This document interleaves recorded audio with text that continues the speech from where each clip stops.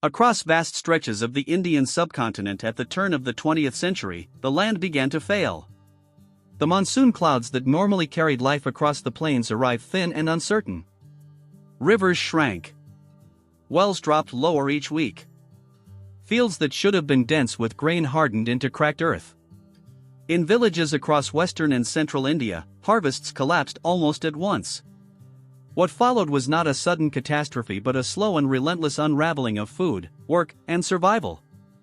By the time relief efforts expanded and the rains eventually returned, millions had already been pushed to the edge of starvation in what became one of the most severe famines of the colonial era.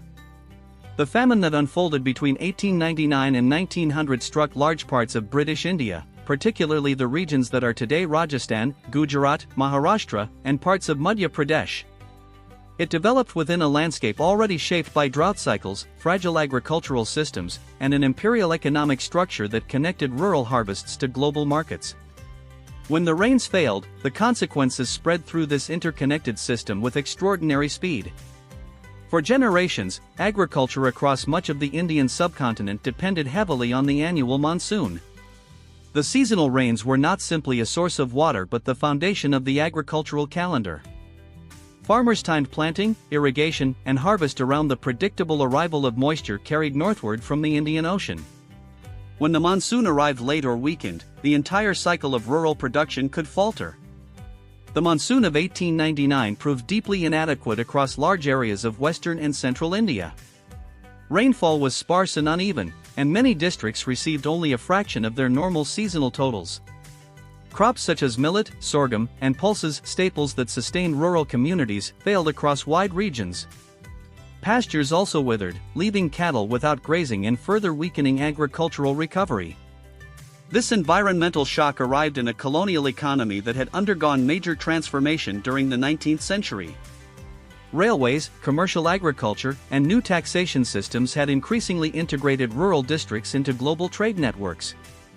Cash crops such as cotton and opium had expanded in some regions, sometimes replacing local food production.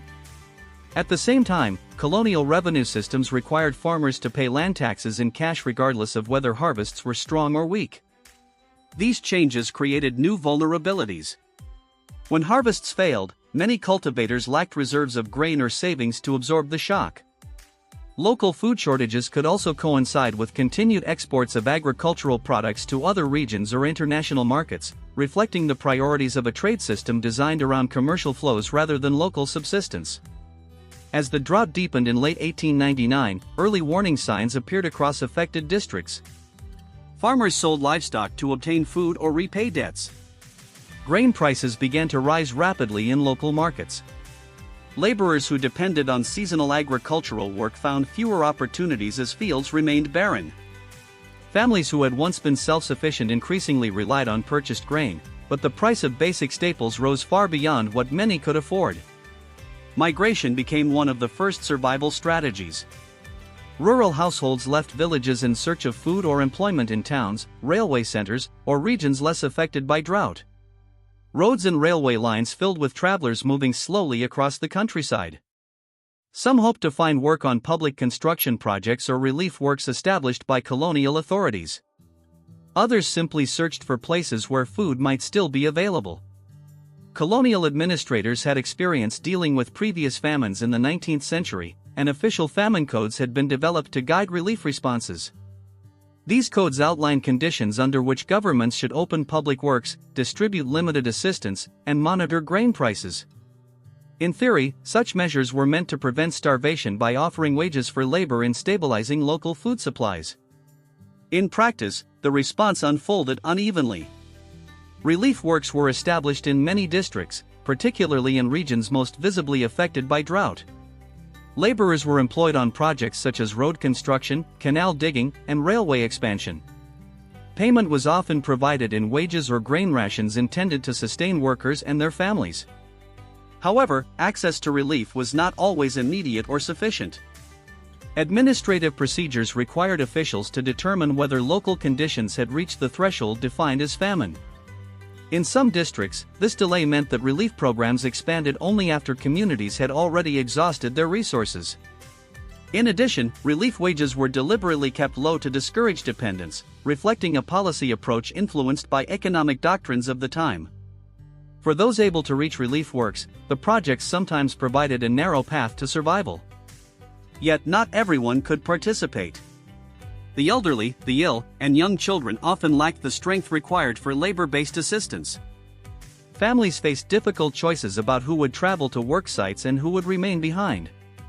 Livestock losses further deepened the crisis. As grazing lands disappeared and fodder became scarce, millions of cattle died or were sold. For agricultural households, cattle were not simply animals but essential tools for plowing and transport. Their loss weakened the ability of farmers to recover even when conditions eventually improved. The spread of disease compounded the hardship in many famine-affected regions. Malnutrition weakened immune systems, making communities more vulnerable to illnesses that might otherwise have been survivable. Epidemics of diseases such as cholera and malaria appeared in some districts during or after the famine period, increasing mortality beyond the direct effects of hunger. Transportation networks created by the colonial state had complex effects during the crisis. Railways allowed grain to be transported across long distances, which in theory could reduce shortages in famine regions. At the same time, the railway system also facilitated the movement of crops toward commercial markets. In districts where purchasing power had collapsed, the presence of grain in distant markets did not always translate into accessible food for the rural poor. Grain prices remained one of the most visible indicators of the crisis. In some markets, the cost of staple grains rose several times above normal levels. For families with limited income, even small increases in price could determine whether food remained within reach. The relationship between price, wages, and availability became a central factor shaping the severity of famine conditions. Relief policies during the late 19th century were influenced by debates among British administrators and economists about how governments should respond to famine. Some officials believed that extensive intervention could distort markets or encourage dependency. Others argued that stronger state involvement was necessary to protect vulnerable populations during environmental crises. These debates shaped the scale and design of relief measures in 1899 and 1900. While millions of people eventually received some form of assistance through relief works, camps, or charitable efforts, historians have often examined whether earlier or broader intervention might have reduced suffering. The question reflects a broader discussion about how imperial governance balanced fiscal priorities with humanitarian responsibilities. Charitable organizations and local initiatives also played roles during the famine. Religious institutions, community networks, and private donors organized food distribution in some areas. These efforts varied widely in scale and coordination but sometimes provided crucial support where official relief remained limited. The famine affected different regions in different ways. In princely states such as Rajputana, where local rulers governed under indirect British supervision, responses varied according to administrative capacity and available resources. Some states expanded relief works and distributed grain, while others struggled to address the scale of need. In British-administered provinces like the Bombay Presidency and the Central Provinces, colonial officials attempted to apply standardized famine codes. These codes represented lessons drawn from earlier crises, including the devastating famines of the 1870s. Yet even with formal guidelines in place, implementation depended heavily on local conditions and administrative judgment. By early 1900, the cumulative effects of drought, food shortages, livestock loss, and disease had spread across a vast geographic area. Contemporary estimates suggest that tens of millions of people were affected by the famine in some form. Mortality figures remain uncertain, partly because reliable records were difficult to maintain in rural districts during such crises. Many historians estimate that several million people died during the famine and its associated hardships. Eventually, the environmental conditions that had triggered the disaster began to change.